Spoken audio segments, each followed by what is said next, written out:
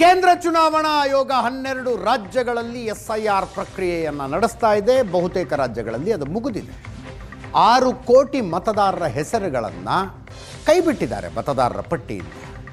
ಅವರ ಪೈಕಿ ಈ ಎರಡೆರಡು ಕಡೆ ವೋಟರ್ ಲಿಸ್ಟ್ನಲ್ಲಿ ಇದ್ದವರು, ಮೃತಪಟ್ಟಂಥವರು ಮತ್ತು ಅಗತ್ಯ ದಾಖಲೆಗಳು ಇಲ್ಲದೆ ಇರುವಂಥವರಿದ್ದರು. ಬಿಜೆಪಿ ಏತರ ರಾಜ್ಯಗಳಲ್ಲಿ ಇದಕ್ಕೆ ಕಡು ವಿರೋಧ. ಪಶ್ಚಿಮ ಬಂಗಾಳ ಉದಾಹರಣೆ. ಮಮತಾ ಬ್ಯಾನರ್ಜಿ ಎಸ್ಐಆರ್ ಅನ್ನು ಖಂಡ ತುಂಡವಾಗಿ ವಿರೋಧಿಸ್ತಾ ಇದ್ದಾರೆ. ಈಗ ಕರ್ನಾಟಕದಲ್ಲೂ ಎಸ್ಐಆರ್ ಪ್ರಕ್ರಿಯೆಯನ್ನು ಆರಂಭಿಸೋದಕ್ಕೆ ಚುನಾವಣಾ ಆಯೋಗ ಹೊರಟಿದೆ. ರಾಜ್ಯ ಸರ್ಕಾರದ ನಿಲುವೇನಿರುತ್ತೆ ಇದರ ಬಗ್ಗೆ? ಮಮತಾ ಬ್ಯಾನರ್ಜಿ ಅವರು ವಿರೋಧಿಸಿದಂತೆ ಎಸ್ಐಆರ್ ಪ್ರಕ್ರಿಯೆಯನ್ನ ರಾಜ್ಯ ಕಾಂಗ್ರೆಸ್ ಸರ್ಕಾರವು ವಿರೋಧಿಸುತ್ತಾ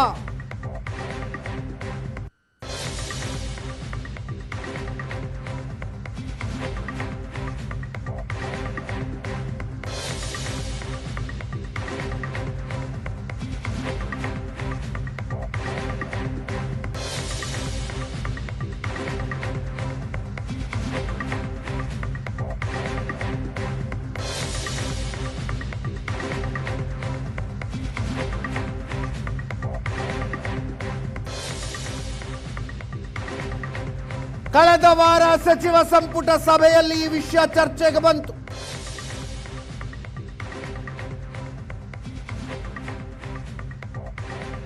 ಇನ್ನಷ್ಟು ಮಾಹಿತಿ ಸಂಗ್ರಹಿಸಿ ಮುಂದಿನ ವಾರ ಚರ್ಚೆ ಮಾಡೋಣ ಅನ್ನುವ ತೀರ್ಮಾನ ಆಗಿತ್ತಂತೆ. ಇವತ್ತು ಕ್ಯಾಬಿನೆಟ್ ಇದೆ.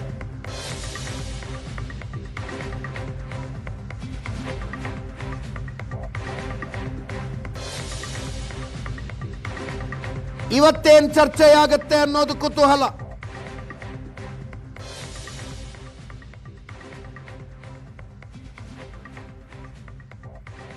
ಯಾವ ಪ್ರೊಸೀಜರ್ ಫಾಲೋ ಮಾಡ್ತಾರೆ ನಿಜವಾದ ಮತದಾರರನ್ನ ಪತ್ತೆ ಹಚ್ಚೋದಕ್ಕೆ ಅಥವಾ ನಕಲಿ ಮತದಾರರನ್ನ ಕೈ ಬಿಡೋದಕ್ಕೆ?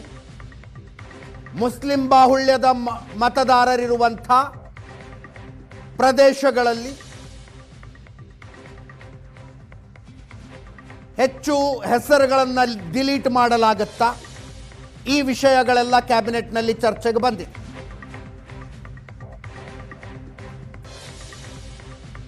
ಕಳೆದ ಕ್ಯಾಬಿನೆಟ್ನಲ್ಲಿ ನಿರ್ಧಾರ ತಗೊಂಡ್ರಂತೆ ಇನ್ನಷ್ಟು ಮಾಹಿತಿಗಳನ್ನು ಸಂಗ್ರಹಿಸಿ ಮುಂದಿನ ವಾರ ಚರ್ಚೆ ಮಾಡೋಣ ಅಂತ.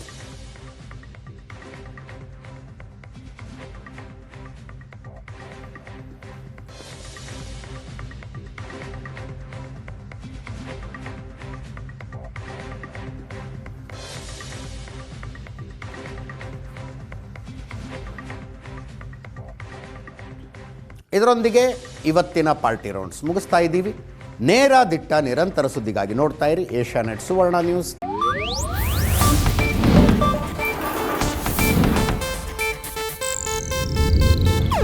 ಇದು ಏಷ್ಯಾನೆಟ್ ನ್ಯೂಸ್ ನೆಟ್ವರ್ಕ್ ಪ್ರಸ್ತುತಿ.